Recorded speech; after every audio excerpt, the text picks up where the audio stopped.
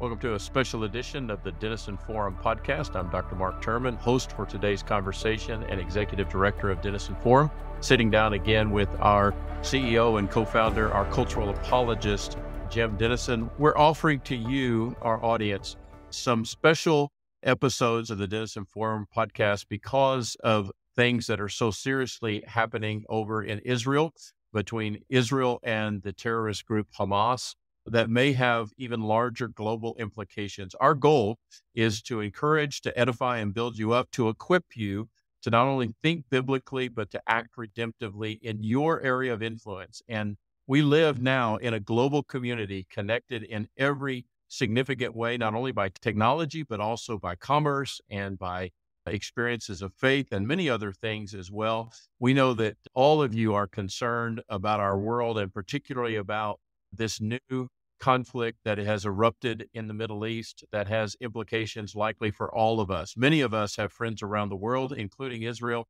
and that's certainly true of Dr. Denison, of me, and of the Denison Ministry family. And so we know that you're concerned. So for the coming days, we're going to try to update you. In addition to Dr. Denison's work in the daily article, we're going to have some extended conversations for 20 or 30 minutes, perhaps, as events warrant. And we want to do that today. We are now on day 5 of this new conflict between Israel and Hamas. And Jim, thank you for taking time. And we know that this will be helpful for clarifying our thoughts, for equipping us to pray, and hopefully to engage in other ways as the Holy Spirit leads us. So first of all, how are you this morning? And what's your sense of where we are here on day 5? It's day 5 for us in the morning while we're having this conversation, which means it's midday in Israel and in Gaza. What is your sense of where things are this morning? Yeah, thank you, Mark. And I'm glad to be in this conversation with you, although so grieved that we have to do this in the context of what we're here to discuss. I was on air early this morning with one of my favorite radio hosts, and she was asking me, how was I feeling? So I asked her, and she talked about how grieved she felt at this point in time, given what's happening there. She has friends in Israel as well. As we're watching these atrocities unfold, all of us feel that and should feel that. And how do we process that was a lot of her question, and I think some of the things we'll talk about today as well. But by way of an update, where we are right now, it appears, and I would love to be wrong about this, and we hope that upcoming events will prove me wrong, but it appears that some of the fears we had that this was part of a larger strategy are starting to unfold. There's a thing called the Palestinian Islamic Jihad. It was actually the earliest of these terrorist groups. It was founded in 1981, primarily in the West Bank, which, as we discussed yesterday, is on the eastern side of the state of Israel. They have been for some time now about an uprising in the West Bank that some are even thinking of as a third intifada. That's part of what attracted the Israeli Defense Forces' attention over there and allowed Gaza's invasion on the west to proceed with less Israeli resistance than could have happened. Now we're hearing that they're really stoking resistance here in the West Bank, that there are riots happening there, that there's increased violence happening in the West Bank, which is part of a multi-pronged strategy that apparently could be at play here. Up on the north, we're hearing about a Palestinian Islamic Jihad terrorists that have been killed by Israeli forces for trying to get from Lebanon into Israel on the north.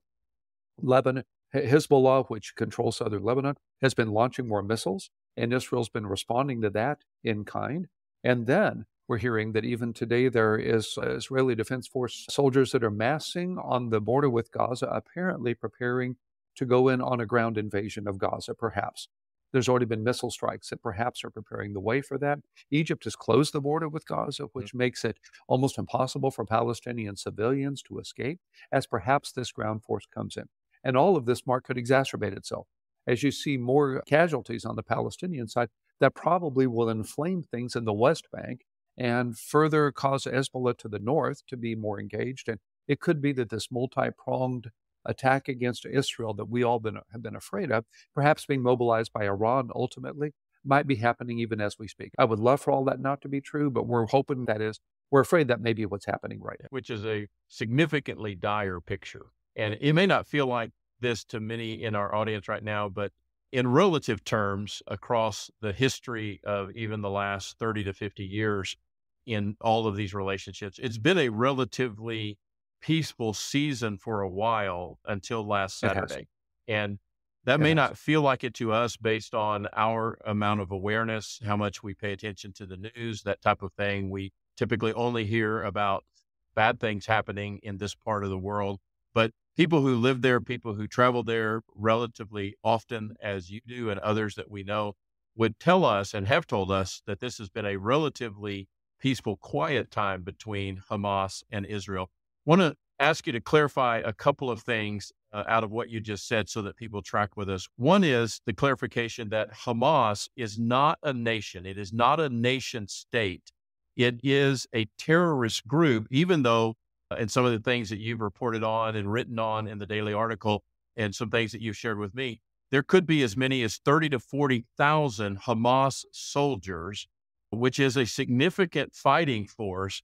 But this is not a country. This is not a nation state that has attacked Israel. Can you just elaborate on that a little bit? Absolutely. So Hamas itself is a political party. It was formed in 1987, although it has precursors going back decades even earlier than that. It's pledged in its charter that was brought to bear in 1988. It was pledged to the destruction of Israel.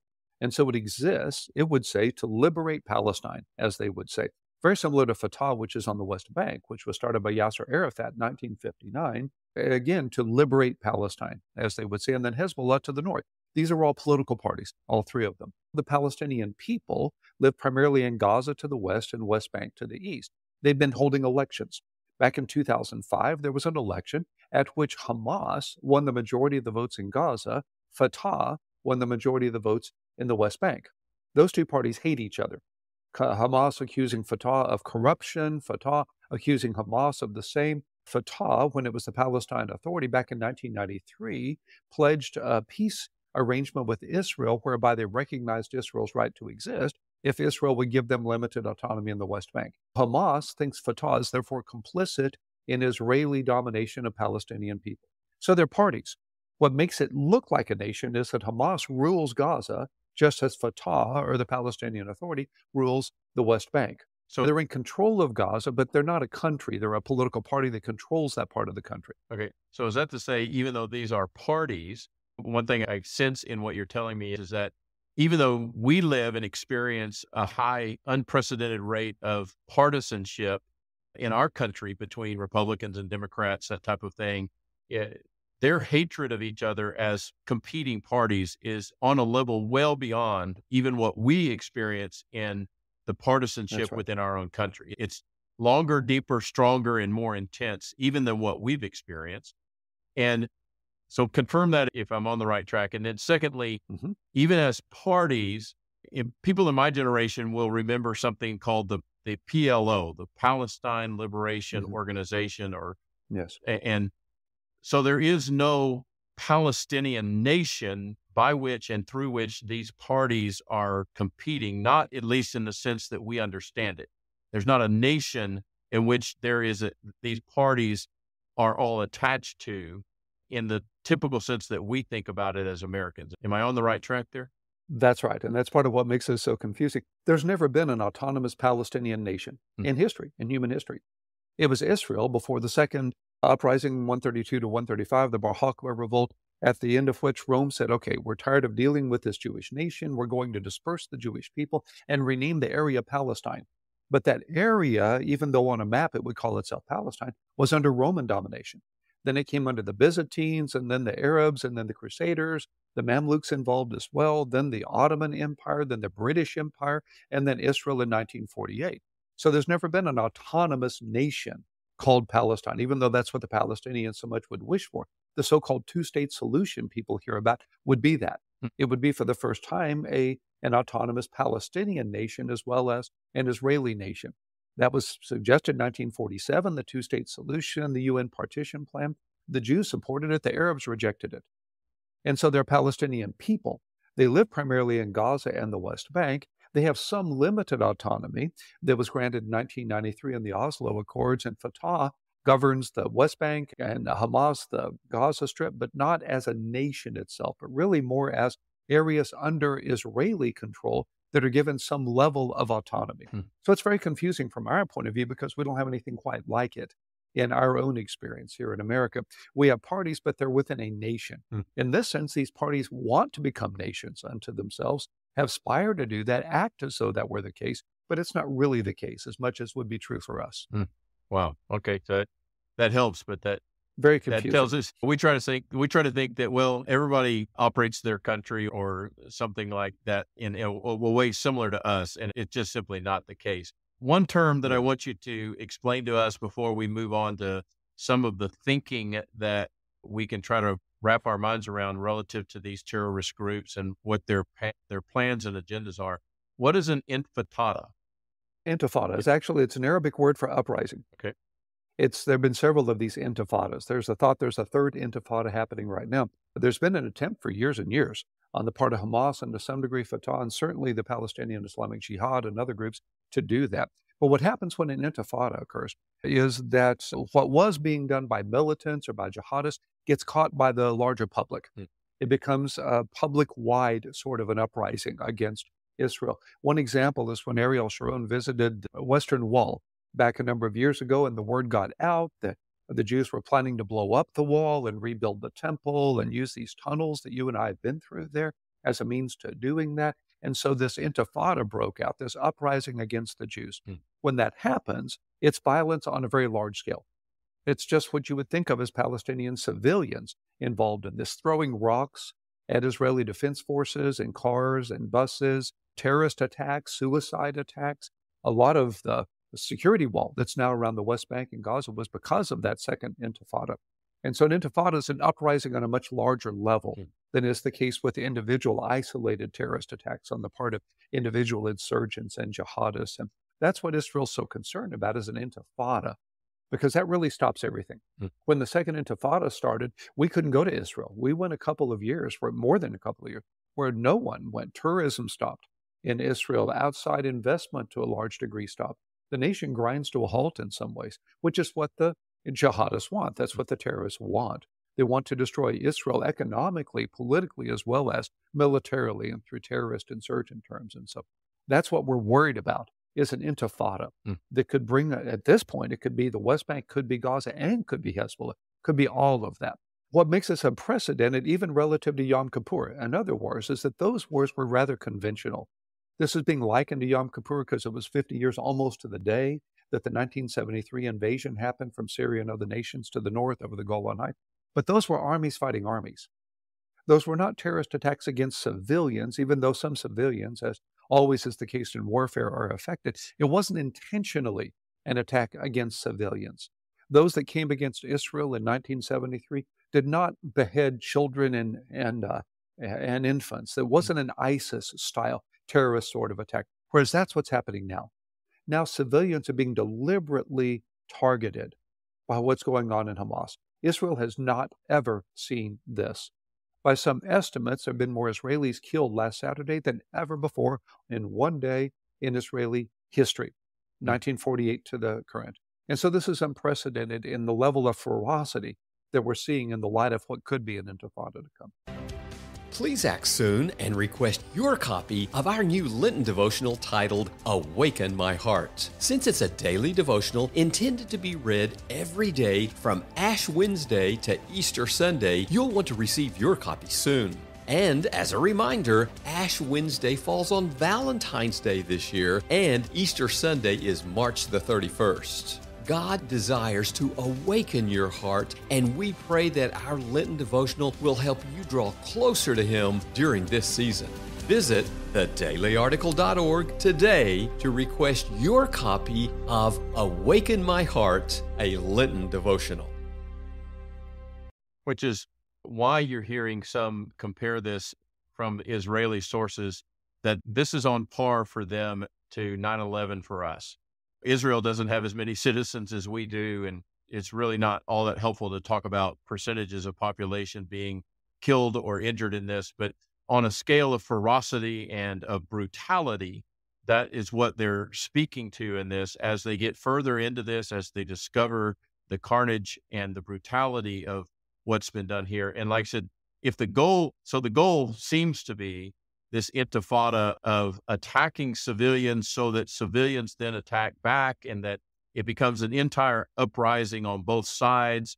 The terrorist groups hoping that, like I said, injures or damages Israel in such a way as to possibly create an even larger collapse of the country. where now we're not just talking about pockets of resistance fighting against a nation state and an army. Now we have movements of civilians in uprising and in uproar against each other. It's such a large scale uprising that it becomes a massive kind of war in the streets and among civilians, right? That's right. And then there's one other element to this I'm not seeing in the news as much now as I'm afraid we will in days to come. As Israel responds to this, as their troops and their soldiers respond to this, as civilians, Palestinian civilians, are inevitably harmed and killed as a result of this, one of the hoped for outcomes would be a turning of the global community against Israel. Right now, we're seeing in the West anyway, a very strong support for Israel, and Israeli leaders are already hoping and saying publicly will support us when we do what we have to do next. Support us a week from now. Support us when we have to go into Gaza. That's when we'll find out if you're really supporting us. The other side doesn't want that. They want there to be this kind of what's already happening in a lot of the elitist sort of critical theory parts of the world, which you saw at Harvard and Columbia, this idea that these are oppressors that must be oppressed. This idea that it's an apartheid state and that this is an occupied state, that sort of thing that's already been happening in the leftist fringe. The idea of sanctions and divest oneself from Israel, those sorts of things, boycotts, all of that you see on a lot of college campuses. They're hoping that as Israel responds to all of this in military terms, that will be a stronger movement against Israel. They want to isolate Israel economically. They want to isolate Israel politically. They want America to turn its back on Israel as well. Iran wants to destroy Israel so that its Mahdi can come, but it knows it can't destroy America. If it can get America to leave Israel, then perhaps it can leave Israel to itself, and then it can push Israel into the sea, as it says. That's what Osama bin Laden wanted to do at 9/11. He was hoping that at the very least, he would cause Americans to withdraw from the Middle East, lest they faced further terrorist attacks in the homeland, so that then they could deal with Israel on its own. They know they have to decouple Israel from Europe and from America, and they're hoping that will happen as Israel responds to these atrocities. So that's another element of what we're seeing here in this larger strategy that's starting to unfold. Jim, let's see if we can, in your conversation with our friend Carmen LaBerge today, and part of that framework is just how Christians try to think their way through this biblically from the standpoint of terror and brutality and cruelty. I think many Christians today, when they read the Bible, they come across the fall and then they read about the first murder of Cain killing his brother, and they almost shrug it off as if it's not significant. You have to wonder, there had never been a murder until Cain kills his brother. You have to imagine the trauma that creates within creation and how it must have grieved the heart of God. And now when we see what's going on in Israel, some of the reports coming out, what we saw in the brutality of 9/11, what we see in other expressions, particularly at scale when it comes to the mindset of a terrorist who is going to attempt to achieve an agenda through such incredible, brutal means.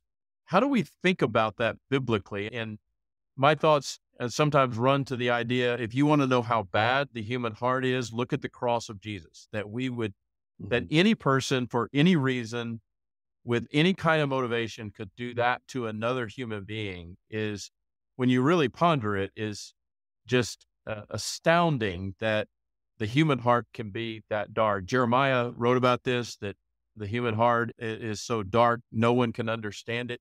Help us frame this from the standpoint of what is sometimes called the doctrine of depravity. Yeah, thank you. And we can close with that absolutely on a theological level because it has such practical outcomes for us. So the idea of total depravity doesn't mean that humans can never do anything good. It means that every dimension of the human experience is affected by the fall. That I'm affected by the fall in my thinking, as well as in my feeling, as well as in my actions, that all of sin and come short of the glory of God. That all of us are affected by sin, tainted by sin in every dimension of our lives. That idea is a biblical idea that comes from Cain and Abel to the present. That's the Canaanites worshiping their pagan god Molech by casting their children into the fire. That's Saul of Tarsus dragging early Christians out of their homes to be executed, at least in his hopes. That's the kind of persecution of Jews that we've seen from Egypt and the genocide all the way to the Holocaust and so forth. What Hamas is doing right now is tragically an expression of fallen human nature. And the gospel takes that seriously. The reason that's an important point is that you and I live in a day of postmodern relativism that wants to say there's no such thing as truth, just your truth and mine. No such thing as absolute morality, just your morals and my morals. This gives the lie to that. This says some evil is evil. As the president said in his remarks, unadulterated evil. When you're beheading children and infants, that is evil. And the Bible recognizes that fact. We have to recognize that, have to start there with the fact that evil is evil, and it's part of the fallen human condition.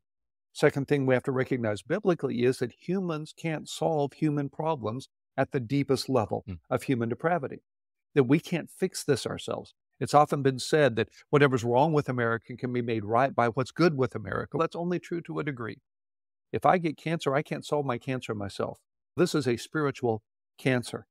The gospel is the only hope at that point because it recognizes both our evil and the goodness that God offers us in the gospel. I think of Tim Keller's famous quote when he made it clear the gospel is this: we are more sinful and flawed in ourselves than we ever dared believe, yet at the same time we are more loved and accepted in Jesus Christ than we ever dared hope.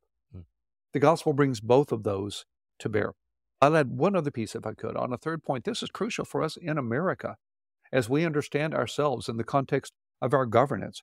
America is built on this idea that all men are created equal, that they're endowed by the Creator with inalienable rights such as life, liberty, and the pursuit of happiness. Ronald Reagan said, faith in the dignity of the individual under God is the foundation for the whole American political experiment. It's John Adams who added, I think, to that sentiment, I think, that our Constitution was made for a moral and religious people and is wholly unsuited to the governance of any other. So if we are not moral and good, despite our fallen human flesh, we can't be governed effectively as a democracy. C.S. Lewis said he believed in democracy not because we're good, but because we're evil.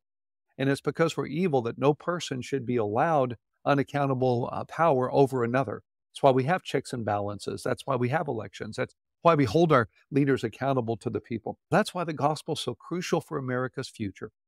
Because only when there's spiritual renewal and awakening and biblical morality can we be the good people that we must be for democracy to thrive. In a day that doesn't believe in morality, this is showing us, no, there is such a thing as morality and evil is evil.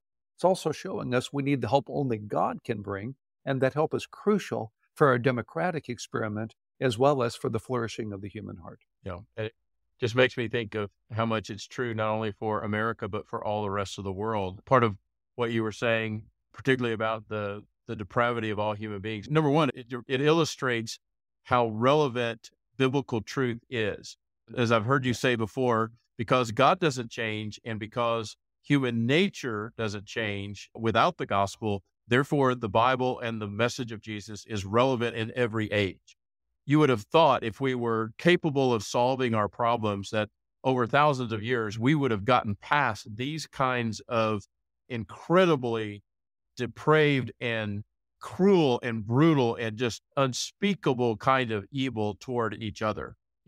If we were going to be so capable of solving our own problems. It also illustrates for me something that we've preached and taught in churches for a long time when preaching the gospel, is that any of us is capable of any sin, given the right context and given the right opportunities. What I've often told people and thought in my own heart, if I had been one of those people alive when Jesus was put on trial, what would I have been doing? What part of the crowd would I have been in? The likelihood is I would have been in the part of the crowd calling for his crucifixion. That's why Mel Gibson in his movie, The Passion of the Christ, put his own hand in the scene where Jesus' hand is being nailed to the cross, is because he was recognizing and in some ways acknowledging, admitting that he would have been a part of the crowd as well, calling for the elimination of this strange Jewish rabbi that they couldn't comprehend and couldn't control the way they wanted to. And then the whole picture of the Bible in the story of the New Testament, so many stories, the Apostle Paul and others, is the story that the human heart cannot change on its own, cannot change with human effort, but can actually change by the grace of God. And if we give up that hope, if we give up the hope that human beings can be transformed by the gospel, then there really is no hope. it just strikes me as reminders of at least those kinds of truths for us as a way to process what's going on in our world, and particularly what's going on in Israel right now. I think that's exactly right. Your pastor, Paul Powell, whose legacy library has a daily devotional that I read each day, made a statement the other day I thought was really profound that adds, I think, to illustration to what you're saying. He says you can chart human progress in a variety of ways. You can chart technological progress. You can chart medical progress. You can chart scientific progress. Why have you never seen a chart of moral progress? Yes. And it's because it doesn't exist. What Hamas is doing demonstrates exactly what you just said. We are just as depraved as we've ever been, just as fallen as we've ever been, and need the gospel, therefore, just as much as we ever have. Postmodern relativism says you don't need anything but yourself. It says you can solve it yourself. It's all about you. Look out for number one, pull your own strings. You're a universe unto yourself. That's what we've been taught. That's what our culture has believed now for decades. This invasion and these atrocities give the lie to that. And they say to all of us who are followers of Jesus, share the gospel, live the gospel, demonstrate the good news of God's love. You have the only antidote to the disease of the human heart. You have the only chemotherapy for the cancer of the soul. It's never been more urgent that we pray for awakening, speak the word in love, and live and demonstrate the grace of Christ in such a time as this. Because what's happening in Israel could happen here. Human nature is that depraved and that much in need of the good news that we have in Christ. Yeah, such a great reminder. Jim, thank you for bringing us up to date. We will come back as events warrant with additional podcasts to try to help our friends to get, again, just their mind and their heart around this in a biblical way. Obviously, no matter where we are in the world, we can be praying for God's goodwill to be done, for peace to come, for innocent people, especially children, to be protected. We can pray that leaders would come to a greater place of wisdom, and that this conflict would not expand and would not become greater, but in fact would become smaller. God loves everybody, yes. Not just Americans, not just Christians. He loves Jews. He loves Palestinians. He loves Muslims. He desires, as the Bible tells us, that all would come to a knowledge of the truth and to experience salvation by grace. And we are praying for that as well. And we will come back with additional updates in coming days as events warrant that. And we ask you to continue to pray with us that God would bring peace in this conflict and in others around the world as well. Thank you for being a part of the Denison Forum podcast today. God bless you. We'll see you soon.